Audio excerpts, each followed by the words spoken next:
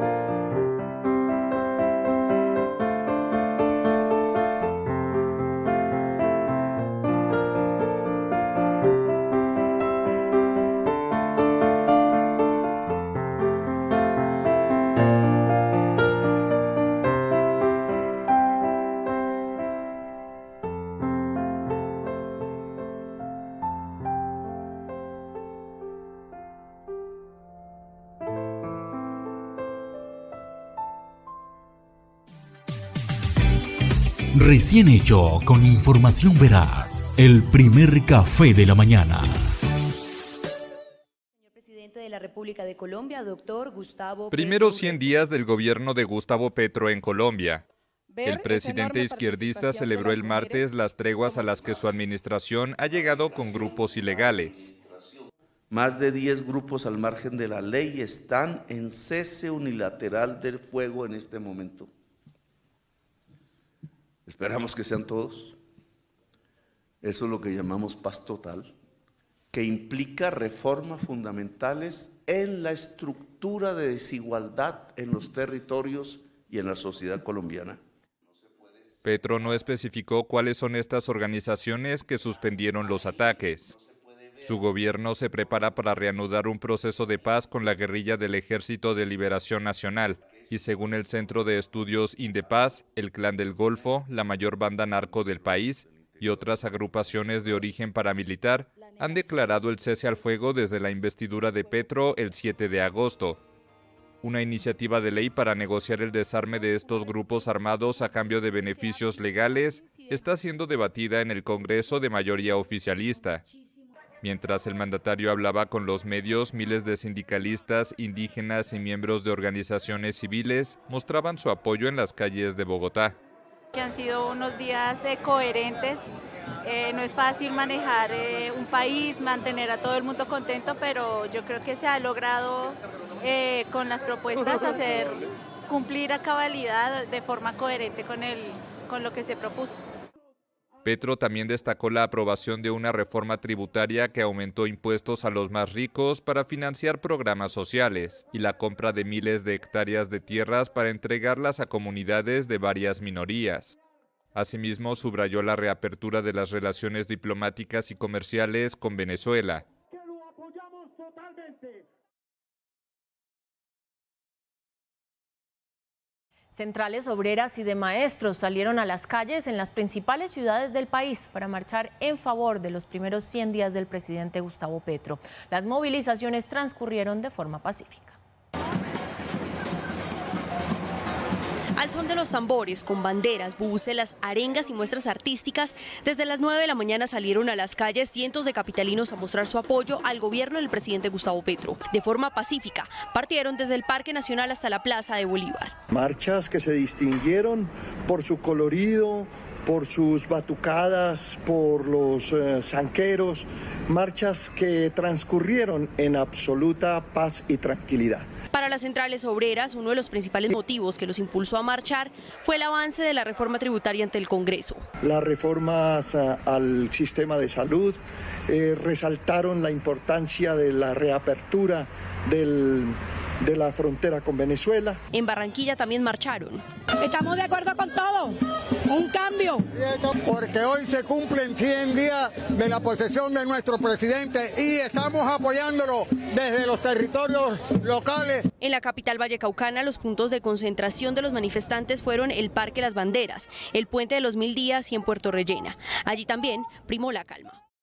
El simulacro de evacuación en Puerto Valdivia, Antioquia, terminó en protesta. Líderes de las comunidades afirman que EPM no da garantías de seguridad ante una posible emergencia. Ismael Tobón, ¿qué tal? Muy buenas noches. Hola, José Fernando, muy buenas noches. Pues realmente hubo, según las autoridades de gestión del riego, poca participación de las comunidades aguas abajo de Hidroituango. De las 3.500 que se tenían censadas para participar de este simulacro, solamente participaron el 10%, es decir, 2.100 apenas personas que participaron, por supuesto, de este simulacro, que se espera que el día de mañana se conozcan las conclusiones. Mañana será un día bastante trascendental porque en horas de la mañana se va a conocer un puesto de mando unificado en EPM para conocer, por supuesto, los informes de las mesas técnicas que estuvieron trabajando durante el fin de semana con las comunidades, y luego en horas de la tarde se tiene planteado un consejo departamental de gestión de riesgo para poder ya conocer las decisiones finales de lo que va a pasar con las comunidades aguas abajo en el proceso de evacuación de estas comunidades en las próximas semanas. A las 9 de la mañana inició el simulacro. Fueron 3 horas de ejercicio preventivo con las poblaciones ribereñas a Hidroituango. Sin embargo, la participación de la gente fue poca. Pues esperábamos 2.000, 2.100 personas y hasta el momento pues vamos alrededor de 500 personas que han participado de este evento. Muchos prefirieron marchar en contra de las actividades de prevención. Nosotros no queremos simulacros, nosotros queremos es que EPM nos responda con los deberes que nosotros necesitamos. Tristemente no lo vamos a hacer porque sabemos que con nosotros y las comunidades de Río Abajo están jugando con nuestras necesidades. En las últimas horas, EPM envió una carta para solicitarle a la CREC más plazo para encender las 2 turbinas. Que, por favor, permítanos tener un plazo adicional que nos permita hacer todo lo que se ordena ahí. Este miércoles las mesas técnicas entregarán su informe al Consejo Departamental de Gestión del Riesgo. Es importante señalar que las comunidades, las poblaciones de Puerto Valdivia, de Tarazá, de Cáceres y Nechí se mantienen en la posición de solicitarle a empresas públicas de Medellín esas garantías para que realmente se puedan efectuar esas evacuaciones preventivas que se prevén que se realicen a finales del mes de noviembre. Ismael Tobón, RTBC Noticias, conectados 24/7, Daniel. Despega el nuevo cohete lunar de la NASA con 3 maniquíes a bordo. El Artemis 1 fue lanzado desde el Centro Espacial Kennedy en Florida. 3, 2, 1. Boosters in ignition. Forma parte de una operación para volver a enviar astronautas a la Luna por primera vez desde el fin del programa Apolo hace 50 años. El objetivo es establecer una base como paso previo para llegar a Marte. El cohete impulsa una cápsula con 3 muñecos de prueba que recopilan datos biométricos para ayudar a futuras tripulaciones hasta una órbita amplia alrededor de la Luna. En su regreso a la Tierra, la cápsula, con 11 paracaídas, probará un nuevo escudo térmico, el mayor jamás construido. El amerizaje en el Océano Pacífico está previsto para el 11 de diciembre.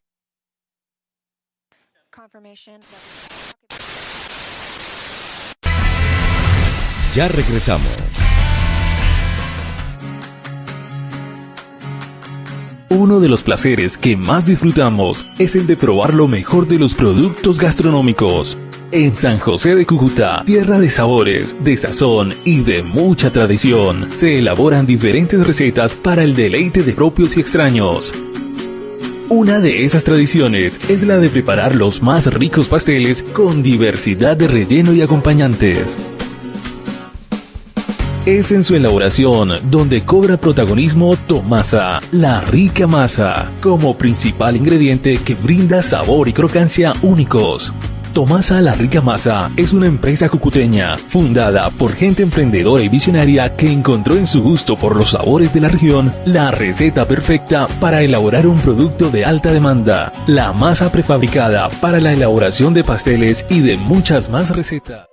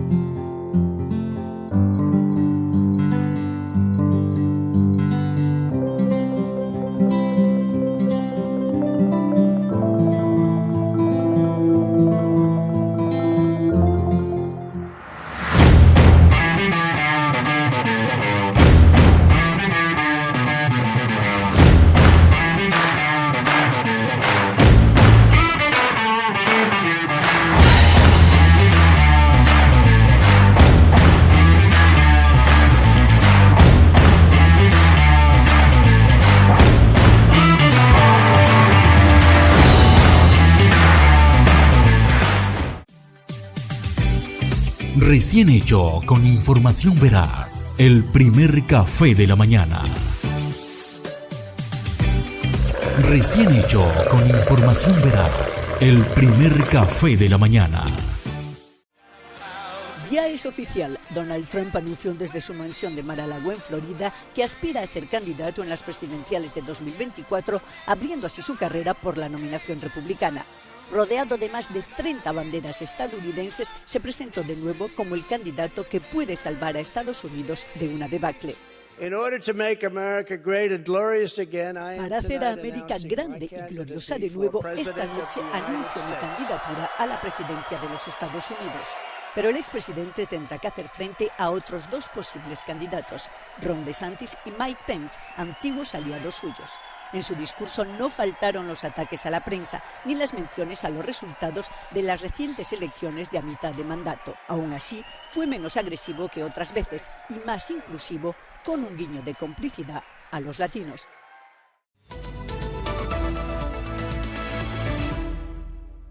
Bienvenidos a Economía. En el marco de la COP27, Alemania, a la cabeza del G7 y 60 naciones más vulnerables ante el cambio climático presentaron el escudo global contra riesgos climáticos. El fondo tiene una financiación inicial de más de 200 millones. Su objetivo es otorgar dinero sin dilaciones para los países devastados por desastres climáticos y fenómenos meteorológicos extremos. Una ayuda que llega tarde ya para Sudán del Sur, afectado por las inundaciones. Niadien Mayok camina entre los restos de sus cultivos de sorgo, que quedaron sumergidos por las inundaciones. Había construido un dique para proteger su casa y sus cultivos, pero las aguas lo superaron, ahogando la tierra sembrada y matando a 30 de sus cabras. Toda nuestra comida está arruinada. Mire mis cultivos de sorgo. Las inundaciones traen hambre porque se llevan toda nuestra comida.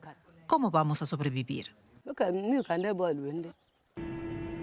1 millón de personas, es decir, 2/3 de Sudán del Sur, se han visto directamente afectadas por las inundaciones. La ONU, las organizaciones de ayuda y el gobierno han levantado campamentos para los desplazados. La creciente necesidad de alimentos, refugios y medicinas podría satisfacerse más rápido con la ayuda de la nueva iniciativa Escudo Global para las Naciones Vulnerables al Clima, presentada en la conferencia de la ONU sobre el cambio climático en Sharm el-Sheikh. Los más afectados por el cambio climático necesitan actuaciones prácticas ya, necesitan protección ya. Y por eso lanzamos hoy el Escudo Global contra el Riesgo Climático. Esta iniciativa, respaldada por el G7, cuenta con una financiación inicial de unos $200 millones, prestará un apoyo financiero rápido en casos de desastre climático. Algunos dicen que debería haberse puesto en marcha hace tiempo. Si se deja a los países vulnerables al clima en la miseria de la catástrofe climática, se podría desencadenar un colapso económico mundial. Resulta aterrador imaginarse el impacto del desastre económico que provocará disturbios sociales, inestabilidad política, aumento de conflictos por los escasos recursos y un flujo de refugiados sin precedentes. El escudo global es uno de los varios intentos de los países más ricos de prestar ayuda sin verse obligados a aceptar la responsabilidad de los daños. Para Nyadeng Moyak y sus compañeros agricultores, el escudo llega demasiado tarde, porque a la hora de hacer frente a las inundaciones, ellos dependen de sí mismos. El tema energético marca también la agenda de la COP27 y justo este martes la Agencia Internacional de la Energía advirtió en su informe mensual que el embargo de la Unión Europea al crudo y a los derivados del petróleo ruso que entra en vigor el 5 de diciembre aumentará la tensión en el mercado. Rusia, país productor y exportador de este fósil, reduciría su oferta con miras al próximo año, ya que ni China, India o Turquía pueden compensar el crudo que la Unión Europea deje de comprar a Rusia por el embargo.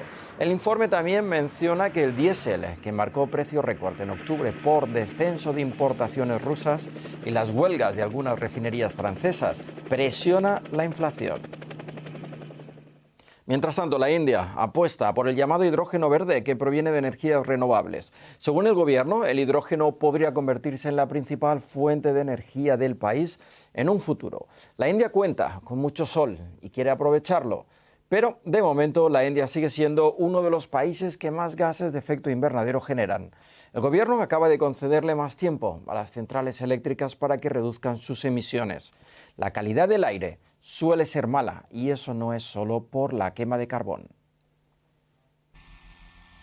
Campos en llamas. En esta época del año, los agricultores del Punjab queman los pastizales para que el suelo esté listo para los nuevos cultivos. Pero los efectos del fuego son devastadores. La primera víctima de la contaminación y del humo es el agricultor. Luego llega hasta Delhi, pero los primeros que lo sienten son los agricultores, que quedan indefensos en medio de la humareda.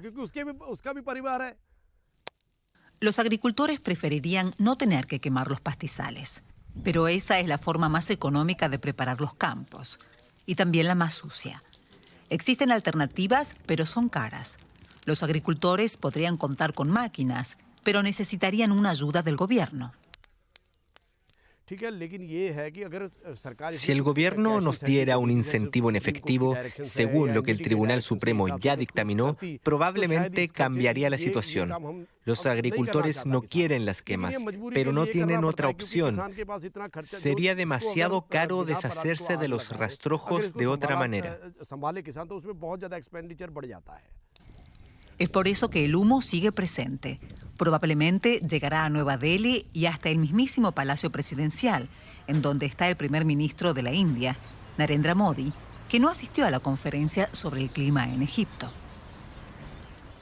En la cumbre del G20, la reunión entre los presidentes de China y Estados Unidos de este lunes cambió el tono de una muy tensa relación comercial y política entre las dos potencias.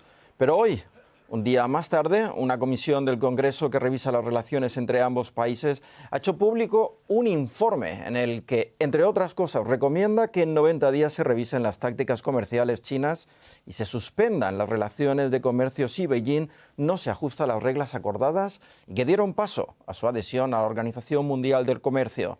Ana Nieto, en Nueva York, el acercamiento entre ambos mandatarios no ha llegado al Congreso. ¿Qué recomienda este panel? Este panel propone 39 medidas, pero da prioridad a las 10 primeras. Y la primera es esta, la revisión de las relaciones comerciales con un país al que se acusa de hacer continuas subvenciones a sus empresas y de tolerar el robo de propiedad intelectual, algo de lo que se vienen quejando desde hace muchos años los empresarios estadounidenses afincados en China. En el caso de que tras 90 días de estudio se confirmen que estas son las realidades del comercio con China, entonces que se promoverá el fin de las relaciones normalizadas con este país, lo que significaría el fin del trato preferencial y las subidas de las tarifas, lo que encarecería todos los productos que vinieran de ese país, y probablemente muchas de las empresas estadounidenses que estén en China reconsiderarían su posición en este país para traer sus productos a Estados Unidos. El panel también está pidiendo que se refuercen las cadenas de proveedores en caso de hostilidades con China, y que en caso de alguna hostilidad con Taiwán, de la forma que sea, se establezca una comisión que tenga un plan y sanciones para China en caso de que estas hostilidades se produzcan. Y también hay preocupación por uno de los productos chinos más populares en Estados Unidos. Hablamos de TikTok. Cuéntanos. Sí, hoy el director del FBI, Christopher Wray, ha hablado ante el Congreso diciendo que está muy descontento con el posible acuerdo que va a permitir que TikTok, cuya matriz es ByteDance, una compañía china, pueda seguir operando en Estados Unidos. Muchas agencias están vigilando de cerca a TikTok por la gestión de los datos que está haciendo, y de hecho la Comisión Federal de Comercio dice que debería estar prohibida. El FBI dice que China está robando muchos datos, más que el resto de los países juntos, y está preocupado de que estos datos, tanto de empresas como de particulares, terminen en manos del gobierno chino, así como el algoritmo de TikTok. El gobierno de Estados Unidos está negociando la posibilidad de que TikTok redirija su tráfico a través de servidores de Oracle y permita la auditoría del algoritmo. Es algo que todavía está en el aire. Gracias, Ana Nieto, por estas informaciones desde Wall Street. En el 2022, Perú se ha convertido en el país con mayor inseguridad alimentaria de toda Sudamérica. 16,6 millones de peruanos y peruanas, más de la mitad de la población, se encuentran en inseguridad alimentaria moderada o severa, un aumento vertiginoso nunca antes observado en este país. El día a día en uno de los barrios marginales de Lima no es fácil. La pandemia de COVID-19 empeoró la pobreza al dejar a millones de personas sin ingresos. Los vecinos se solidarizaron entre sí, montando las ollas comunes para poder combatir el hambre de los más vulnerables. Por ejemplo, recogen los alimentos que donan algunos comerciantes y los reparten por igual entre los más necesitados del barrio. Ahora último empezó a subir, porque ya había bajado hasta 50 menús que dábamos, porque eso nos daba a dar a entender que los vecinos ya tenían mejor adquisición y poder apoyarse. Pero ahora de último ha empezado a subir porque la crisis nos está afectando a muchos vecinos. Ustedes ven, las verduras está demasiado carísimo. 1 kilo de papa llega a más de 3 soles, 1 litro de aceite más de 12 soles. Además de los alimentos, los comedores sociales preparan y reparten comidas. De las más de 220 diarias en el pico de la pandemia, hoy siguen sirviendo unas 100 comidas diarias, a pesar de que muchos han vuelto al trabajo. Las ollas comunes fueron una respuesta ciudadana al problema alimentario que ya se venía dando desde antes del COVID. Teníamos índices de, por ejemplo, de desnutrición y anemia que se habían estancado, los problemas que veníamos ya teniendo económicos, políticos, ambientales, nos iban diciendo que la situación de alimentaria estaba en riesgo. Cuando vino el COVID, esto explotó. La inflación, impulsada por la guerra de Ucrania, que ha encarecido los precios de los combustibles, alimentos y fertilizantes, está pesando mucho en los peruanos. La tasa de inflación anual de Perú se mantiene por encima del 8% en los últimos meses, su nivel más alto en 24 años. Los alimentos básicos como el trigo, el arroz y el aceite de cocina han duplicado sus precios. Además a esto se suma el incremento de los precios que estamos viendo, producto de una serie de fenómenos que se van dando a nivel global, ¿no? Especialmente el incremento de los precios de los combustibles, ¿no? El abastecimiento también producto de los conflictos de Rusia-Ucrania. Pese a que Perú se destaca por su agricultura y por la gran variedad de alimentos que produce, el Programa Mundial de Alimentos de Naciones Unidas asegura que el 50% de la población padece de inseguridad alimenticia, un problema que no tiene que ver con la disponibilidad de alimentos, sino con el acceso económico a los mismos. Y hasta aquí las noticias. Ya saben que pueden seguirnos en la web y en redes sociales. Gracias por acompañarnos.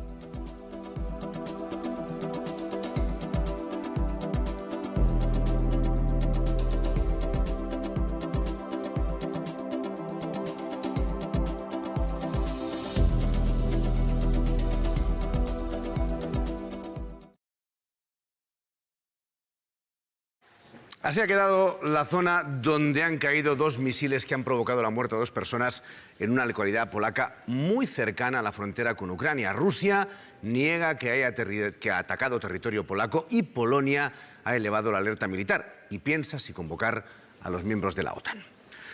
Todo esto ha ocurrido mientras los principales líderes políticos del mundo están reunidos en la cumbre del G20 en Bali, una cumbre que, como estáis viendo en directo, se está clausurando a esta hora.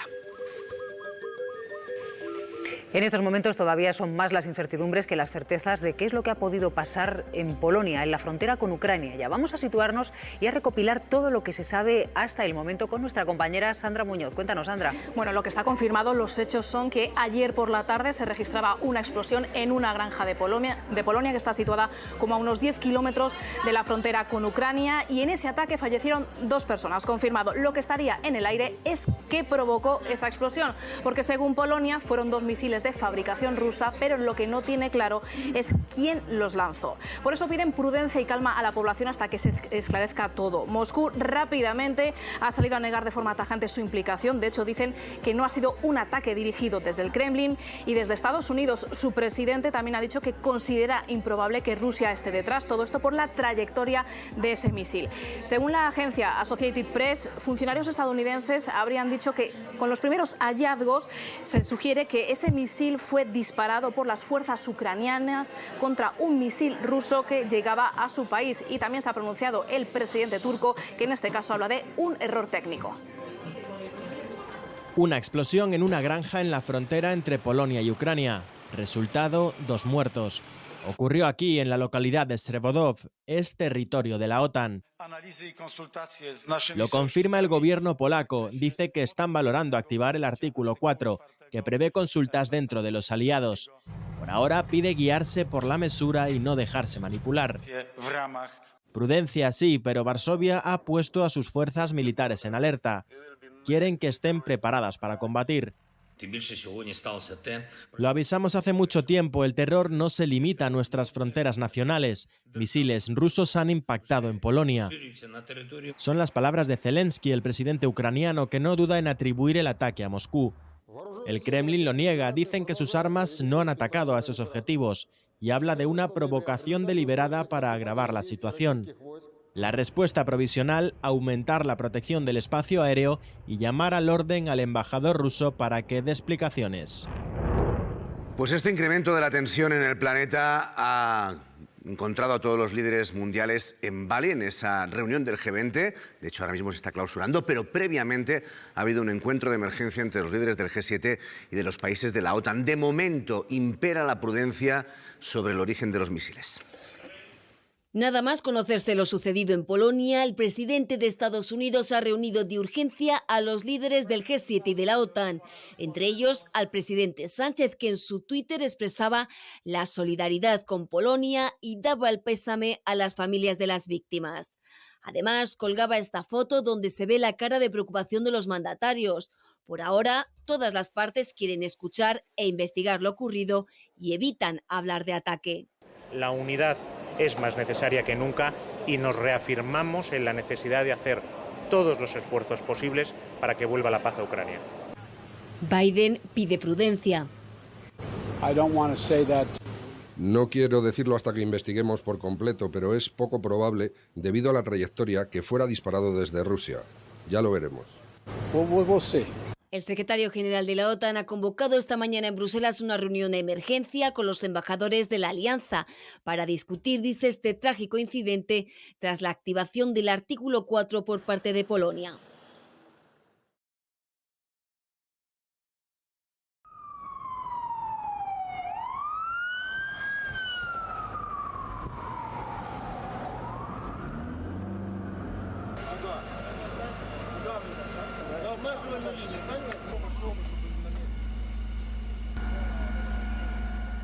СМС стосується божевільних погроз ядерною зброєю, до яких вдаються російські посадовці. Немає і не може бути жодних виправдань ядерному шантажу. І я дякую вам, шановні G19, за те, що ви це чітко підтверджуєте. Але, будь ласка, застосовуйте всю вашу міць, щоб змусити Росію відмовитись від будь-яких погроз ядерною зброєю в Миколаївській області. Також закликаю усі країни, зокрема ваші країни, шановні лідери G19, приєднатись до нашої ініціативи з допомоги продовольством найбіднішим. Ця ініціатива Grain from Ukraine вже нами започаткована.